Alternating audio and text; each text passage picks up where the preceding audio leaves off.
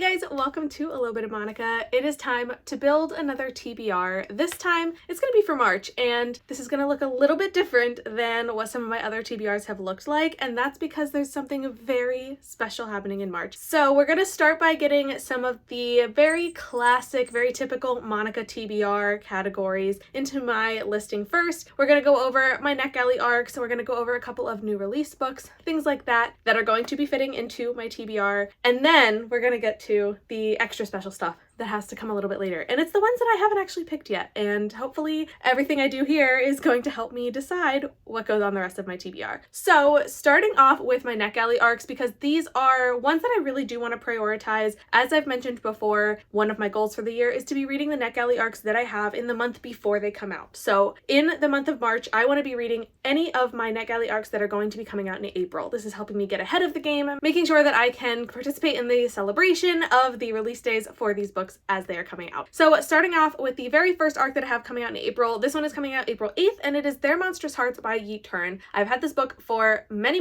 months and I haven't gotten to it yet, but I think part of that is because I knew it wasn't coming out right away. I knew I had some time to wait, but the time to wait is over and I need to read this book. Their Monstrous Hearts is about a character whose grandmother dies and he is a part of the estate and has to go kind of like figure out what the will's gonna look like, but he's going to uncover a secret like butterfly collection and things are gonna go really weird. I really have no expectations of what this book is going to be like. I'm a little bit nervous just because it sounds super weird, but also when I read the description and I requested this in the first place, it sounded so interesting that I am now very excited now that the time has finally come to be reading this one. So even though I don't really know what to expect a whole lot, I am very excited to have this book on my list and for it to be coming out in April. The next one on my list that is coming out on April 15th is going to be The French Honeymoon by Anne-Sophie Joannou. And this book sounds more of like a thrillery vibe about a couple that goes on their honeymoon and things are not going to go well. I love books where things don't go well. So this just sounded like it was going to be very interesting. So April 15th is when this one's coming out, so I've got to be reading it in March. But we do have one more book that's coming out on April 15th that I have to talk about because this one is an arc that was honestly requested on a whim and I got approved for it really quickly, and I'm so glad that I'm going to get to read Murder by Cheesecake by Rachel Ekstrom Courage. The concept of this book made me laugh so hard. I have to thank Sherry for being the one to point me to this because she sent me the link in Discord, and honestly, I'm so thankful because this book is supposed to be a murder mystery that is themed around the Golden Girls. Now, I love the Golden Girls. I think they're so funny. The show is a classic, and this one is all about them. I mean, like, literally, I'm pretty sure some of the characters are literally the Golden Girls. I don't know how this is going to go, but I am very excited to be trying it out. This just seems like it's going to be such a fun time. Kind of wild, but ultimately, I'm hoping for the best. I do love a good murder mystery. I feel like this one is definitely going to hit. Even if it's not the type of book I'm usually reading, I do think that the theme, the Golden Girls element, is going to carry me through this pretty well. But I do have one more arc that comes out in April. This one comes out on April 29th, and it's the sequel to a book that I read last year with an arc. So I'm very excited to be reading How to Seal Your Own Fate by Kristen Perrin. This is the sequel to How to Solve Your Own Murder. I really liked the first one. The first book is about a character who goes to essentially investigate the murder of her relative who had written her into the will, and she was a little bit confused by it. And so the second one, I honestly have no idea what it's about. I didn't even read the description.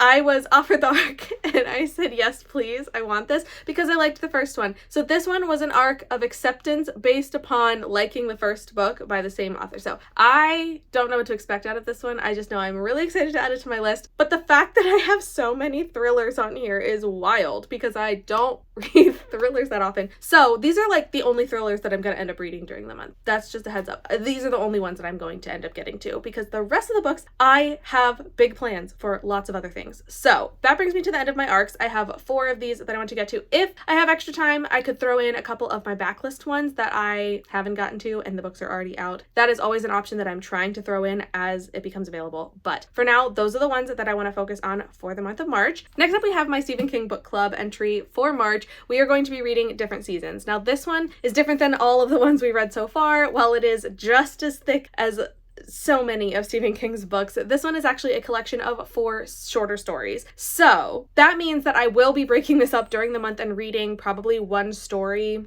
maybe every week, something along the lines to get me through this book a little bit smoother, knowing how long this is, and we know how intimidating chunky books can be. Now, I don't know anything about any of these, so I am in for a treat getting to experience all of these for the first time. I know a couple of them have movie adaptations, but I haven't seen them. So that means I get to experience this all for the first time, which is very, very fun. And it's one of the reasons why I've been enjoying my Stephen King read along so much, because I'm getting to experience so many new Stephen King stories that I hadn't read before. And that's what this is all about. So I am excited to add this one on for March. If you want to read along with us, the link to my Discord is in the description. You are more than welcome to join us. We basically pick one Stephen King book a month and read it and discuss it in the Discord chat. Very, very easy, free flowing. You read it at your own pace, but you get to discuss it with a bunch of people who also love reading Stephen King. So if you want to join us, hit that link in the description and join the Discord. But in that Discord, I also do other read-alongs because I love buddy reading with people. I love getting to share thoughts as I'm going. And one of the authors that we have been buddy reading a lot recently has been Elsie Silver. And Elsie Silver has a new book coming out on March 4th. And we have been kind of doing a buddy read of the first two books because it's book 3. We've been reading the first two books together, and book 3 coming out means I will be reading Wild Side in March. This one I'm hoping to read pretty early on in the month. I want to read it pretty much right after it comes out, within like that first week of its release. But I also have one more new release that I want to talk about that's coming out in March. On March 18th is the incredible day that the next installment of The Hunger Games is coming out, Sunrise on the Reaping by Susan Collins. I love The Hunger Games. I have been obsessed with them for so many years. I read the books before any of the movies had been made, and I loved them so much. And it makes me so happy that the love has continued all these years and that there is a new book, a new prequel book that is coming out, and I cannot wait to have this in my hands. I have it pre-ordered. It is going to be getting to me hopefully as soon as freaking possible, and also I think I might try to go to one of the midnight releases. I'm pretty sure my local Barnes & Noble is doing a midnight release party, which I will probably try to go to. Even though I am miserable staying up that late these days, I'm gonna do it for The Hunger Games. I feel like I have to do it. But I'm really excited for this, so I do want to read this one pretty much as soon as it comes out as well, because of how excited I am to be continuing in this world. And I just feel like it is going to fit in very, very well for the theme of the month, which is what I want to get into now, because there is one more big element of March that is going to determine the rest of my TBR. And even though I feel like I've already talked about so many books, I have so many more books that I want to be reading and so many more books to add onto my list. So the rest of this is going to be not so much a strict TBR of like, I definitely want to or need to get to these, but rather a collection of books that I can choose from throughout the month to fill in some of the gaps and to help me get some points for my team for Realmathon. I am so excited for Covers with Cassidy's month-long readathon to be happening again this March. Realmathon this year is themed around Welcome to Carry On City, and that means that we are basically broken up into 4 teams, 4 houses, and I am in the House Monarch. My team leaders are Jen from the Book Refuge and Bree from 4 Paws in a Book. I love these 2 people so much, and I'm so excited that they are the hosts for the team that I chose. And we have some really rockin' prompts, so I'm excited to be getting some bonus points for our team prompts, but also I am going to be picking some books specifically because of the points they're going to get for my team. Now, I decided, really geniusly, I made the claim like a month ago when the announcement video first came out for Realmathon, which if you haven't watched it, I will link it in the description, because you need to watch this video to get information about Realmathon, and you need to join because it's going to be so much fun. If you haven't joined already, do it. I dare you. But anyway, back when the video came out, I made a very bold statement and said, I think this year I'm feeling like I'm in my villain era, and I am going to focus on solely submitting points that are negative. The way this readathon works is that when you submit a book for points, you can choose whether it is positive points to boost your team or negative points to attack another team. And I decided that I was going to put all of my books towards attacking points this year. This is not something I've ever done on a readathon. I've never picked books and only gone for like one specific goal, but I'm doing it this year, and I'm a little bit nervous because it means that I'm going to be very like narrow-sighted on the prompts that I am going for to maximize how many points I can get. So I figured the best way to do this would be to look at some of the prompts that offer the most points and then pick a couple of books that will hit some of those prompts. And then as I'm reading them, I can attack those other teams and hopefully bring the Monarchs to victory. So I have the list of prompts that Cassidy has prepared, and now this is just the negative points, and these are the ones that I'm focusing on. There's also a completely different list of prompts that are positive points for your team, which Cassidy has all that information in the Discord. You need to make sure you're joining that. And there's a sign-up sheet, and there's lots of things. You need to watch her video so you can get all the details. But this is the list of all the points that are going to be used to attack other teams. And so at the very bottom of the list are the ones that are worth the most points. So the one I'm going to look at first is the prompt that says the title and author contains all 5 vowels. Now this is harder than you'd think, but I am going to look at my shelves and see which books I have that are going to fit this prompt. And already I'm feeling very nervous. Now I know right behind me are the Leigh Bardugo books, and any book by Leigh Bardugo is going to count because her name has all of the vowels in it. So that's really lucky. The problem is I've already read these and I don't really feel like rereading them. These are a great selection if you're looking for books for yourself. They're just not going to be ones that I'm putting on my list. But, oh gosh, there are so many books to choose from. I'm already getting overwhelmed.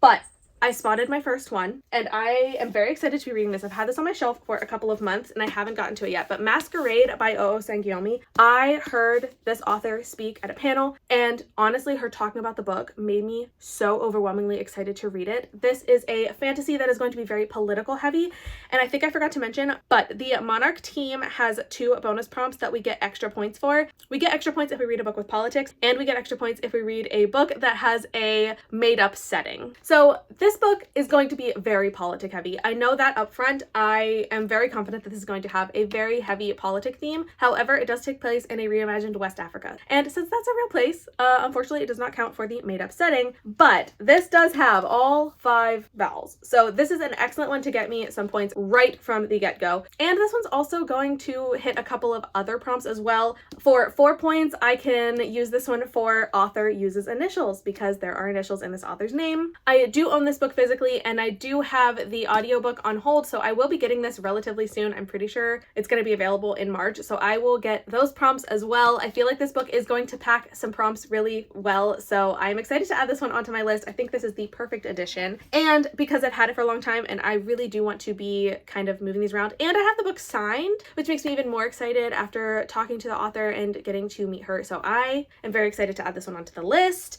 But let me see what else I have here. Okay, I lucked out because I found my special edition shelf, and I managed to find 2 special edition books that are going to fit some of these prompts. This is extra exciting because one of my goals for the year is to be reading more special editions every month, and this is going to knock off 2 of them right off the bat as well, if I can in fact actually get to these. So the 2 that I've picked up are Immortal by Sue Lynn Tan and The Courting of Bristol Keys by Mary E. Pearson. Both of these books have all 5 vowels within the title and author. That is very exciting news because it means that it gets 5 points right there just from the title and author. And on top of that, again, we have Mary E. Pearson using an initial. So that means I get some extra points for this one as well. I honestly don't know a whole lot about the plot of these, but I do know that both of them take place in fictional places, which means they're going to get bonus points. And I honestly feel pretty confident that at least one of these 2 is going to have politics. A lot of books have politics, and so I feel like that's going to be pretty easy to find, especially fantasy. Politics are just a huge kind of theme within fantasy stories. And I am fairly certain that Immortal is about royals. Like, I think it's about a main character that has some sort of throne, some sort of power. And that's politics right there, baby. So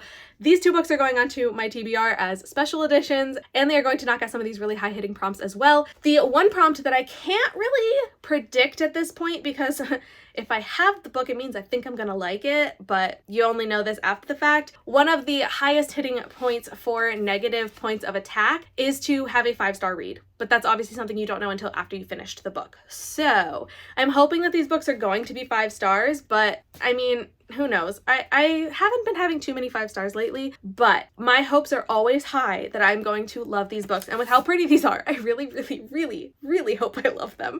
So hoping for the best with these 5-star reads, but planning for the other prompts that these things are going to work for. And finally, I just remembered one more addition to my TBR that's going to be very, very easy for some of these prompts as well. Now this one doesn't necessarily fit the vowel prompt, but I do feel pretty confident that one or more of these could be 5-star reads for me. But they also are going to hit one of the prompts, which is that the title has alliteration. I am talking about the Lila Sage books, Done and Dusted, Swift and Saddled, and Lost and Lassoed. I haven't read any of these. Do I have all of them? Yes. And is there a new one coming out that I already have pre-ordered? Yeah. But I haven't read them yet. However, they work really well for alliteration, so I'm going to add these as options as well. They're also short and quick, which means that they are going to be a little bit easier to move through. I might try to knock some of these out during the weekend of peace, which is like a massive readathon where you're just trying to cram in as many books as you can in one weekend. I might have to save these for that weekend because of how short they are. They would be a lot quicker to get through, but they fit that alliteration super well. So I'm going to throw these on just as an additional option. But I think that does it. I think that's enough books to put on my TBR. I already feel overwhelmed. There's a lot of options, and I had a lot of arcs this month, so yeah, I feel like I have enough books, and I'm also going to divert from this plan anyway. Like, inevitably, I can have as many books as I want on my TBR, but it doesn't matter because I'm not going to follow it perfectly anyway. There's going to be things that come up, books that I want to add in and read just off the cuff, so I am leaving room for that as well. Even though I think I already added more books on my TBR that I can get through in a month, it's fine. It's all fine. It's going to be super fun. I'm very excited for Realmathon. This is such a fun readathon, very competitive, but very fun. The Discord is just a wild and chaotic place, but ultimately it makes for a really great month. If you are interested in joining, make sure that you do so. You sign up, you join the Discord, and you follow along with Cassidy because she has so much fun planned for the month, and it is going to be incredible. I can't wait to participate in this readathon, and I hope you're excited too. If you are participating, I want to know what team you're on, and I also want to know what books you're reading. If you have suggestions of things to add on, let me know. If you're on another team, I can understand why you wouldn't want to give me any more options, but I gave you free options, so it's fine. So that's my TBR. Very ambitious, very chaotic, but it's going to be a fun month, and I cannot wait to read all of these books and hopefully more. But until then, I want to thank you so much for watching this video, for supporting me. Every second that you spend here means the world to me, and I am so glad to be sharing this space with you. I would love to hear from you if you have thoughts on anything that I've mentioned in this video. If you don't want to miss out on anything that I have coming up, make sure to hit that subscribe button so that you can follow along with all the things I have coming, the videos. I'm going to be doing some vlogging during Realm, so it's all going to be a lot of fun, and I invite you to come along with me on that. But for now, I want to thank you so much for watching this video, and I really hope that I will see you in the next one. Bye!